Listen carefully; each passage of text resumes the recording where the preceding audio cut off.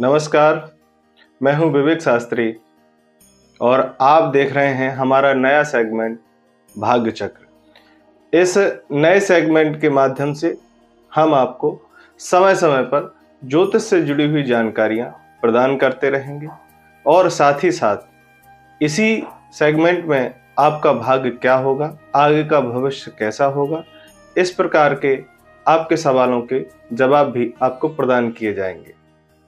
आज के इस महत्वपूर्ण वीडियो में हम बात करेंगे नक्षत्रों की।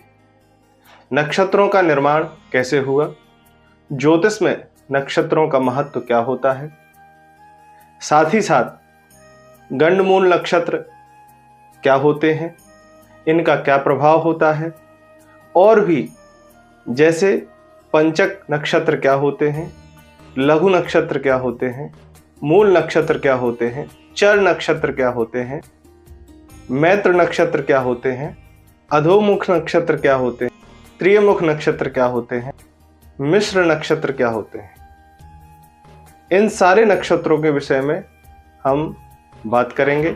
इस वीडियो में हम मुख्य रूप से बात करेंगे मूल नक्षत्रों के विषय में। आइए वीडियो प्रारंभ करते हैं।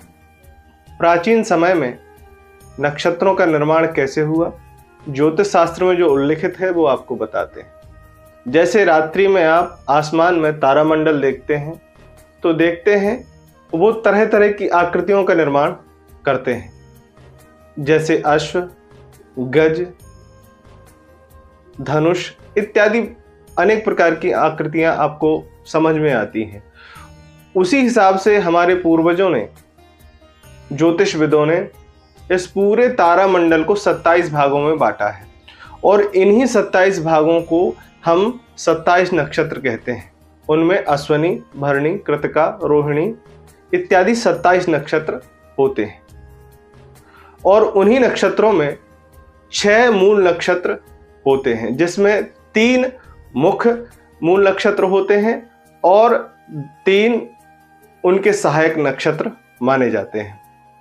उन 6 मूल नक्षत्रों में रेवती, ज्येष्ठा, मूल, अश्वलेखा, मघा, अश्वनी। ज्योतिष शास्त्रों के अनुसार इन मूल नक्षत्र में जन्मे जातक का माता पिता का मुख देखना निषेध माना जाता है। अगर मूल नक्षत्रों में जातक जन्म लेता है तो उसका पिता यदि मुख देखता है तो उसको शारीरिक हानि और धन हानि इत्यादि अनेक प्रकार की समस्याएं हो सकती हैं। इसलिए प्राचीन काल में इन 6 मूल नक्षत्रों में जन्मे हुए जातकों का मूल शांति विधि कराई जाती थी और आज भी कराई जाती है, जिससे उस नक्षत्र की शांति हम आसानी से करवा सकें और सकुशल माता पिता अपने बच्चों के साथ जीवन निर्वाह कर सकें। मूल शांति की पूरी जानकारी आगे हम वीडियो के माध्यम से आपको प्रदान करेंगे कि कैसे मूल शांति की पूजा हम करा सकते हैं और उसका विधान क्या होता है, उसके क्या मंत्र होते हैं। ये सारे विधान की जानकारी आपको आगे आने वाले वीडियो में हम आपको प्रदान करेंगे। अब हम बात करेंगे नक्षत्रों के भागों के बारे में। सभी नक्षत्रों को 4 भागों में बांटा जाता है। उनके 4 चरण माने जाते हैं, पहला, दूसरा, तीसरा और चौथा। और इन्हीं चरणों के माध्यम से ही जिस नक्षत्र के जिस चरण में बालक का जन्म होता है उसी हिसाब से उसका फलादेश या प्रभाव होता है।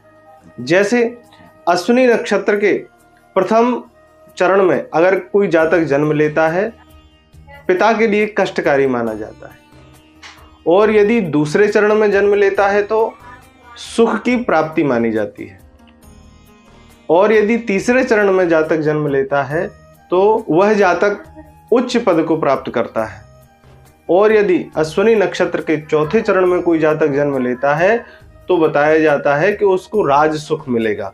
तो अश्वलेखा के प्रथम चरण में यदि कोई जातक जन्म लेता है उसको राज्य की प्राप्ति होती है, दूसरे चरण में यदि जन्म लेता है तो धन की हानि होती है, और यदि अश्वलेखा के तीसरे चरण में कोई जातक जन्म लेता है तो माता को कष्ट माना जाता है। और यदि चौथे चरण में अश्वलेखा के कोई जातक जन्म लेता है तो पिता को कष्ट माना जाता है। और यदि मघा नक्षत्र के प्रथम चरण में जातक जन्म लेता है तो माता को कष्टकारी होता है, द्वितीय चरण में जन्म लेता है तो पिता को कष्टकारी होता है, और तृतीय चरण में यदि जन्म लेता है तो वह बालक प्रखर बुद्धि का माना जाता है। और यदि चौथे चरण में जातक जन्म लेता है तो धन हानि मानी जाती है। अब हम बात करेंगे ज्येष्ठा नक्षत्र के विषय में। ज्येष्ठा नक्षत्र के प्रथम चरण में कोई जातक जन्म लेता है तो उसके बड़े भाई को कष्ट बताया जाता है, और यदि द्वितीय चरण में जन्म लेता है तो उसके छोटे भाई को कष्ट, तृतीय चरण में यदि जन्म लेता है तो माता को कष्ट, और यदि ज्येष्ठा नक्षत्र के चौथे चरण में कोई जातक जन्म लेता है तो स्वयं के लिए कष्टकारी माना जाता है। अब हम ज्योतिष के 5वें मूल नक्षत्र के विषय में बात करेंगे। मूल, जिसका नाम ही मूल है। मूल नक्षत्र के प्रथम चरण में जातक कोई जन्म लेता है तो पिता के लिए कष्टकारी होता है, द्वितीय चरण में जन्म लेता है तो माता के लिए कष्टकारी होता है, और यदि तृतीय चरण में जन्म लेता है तो धन हानि मानी जाती है, और चौथे चरण में यदि कोई जन्म लेता है तो जातक के ही स्वास्थ्य पर हानि मानी जाती है। अब हम मूल नक्षत्र के अंतिम मूल नक्षत्र के विषय में बताएंगे, जिसका नाम है रेवती। और ये रेवती नक्षत्र भी मूल नक्षत्रों में अति महत्वपूर्ण है। रेवती नक्षत्र के प्रथम चरण में यदि कोई जातक जन्म लेता है तो उसको उच्च पद की प्राप्ति होती है। दूसरे चरण में यदि जन्म लेता है तो जातक राज्य सुख प्राप्त करता है। तीसरे चरण में यदि कोई जन्म लेता है तो जातक बुद्धि का प्रखर माना जाता है, और चौथे चरण में यदि जन्म लेता है तो जातक को शारीरिक हानि हो सकती है। इन सारे नक्षत्रों में जन्मे हुए बालकों के विषय में क्या क्या हानि होती है, क्या लाभ होता है, ये सारे विषय की जानकारी आपको इस वीडियो में प्रदान की। यदि आपको वीडियो अच्छा लगा हो तो कृपया वीडियो को लाइक करें और ज्यादा से ज्यादा लोगों को शेयर करें, जिससे जानकारी उनको प्राप्त हो और जो भी मनगढ़ंत बातें आप लोगों को बताई जाती हैं उनसे छुटकारा मिले। आप सभी को जय श्री राधे।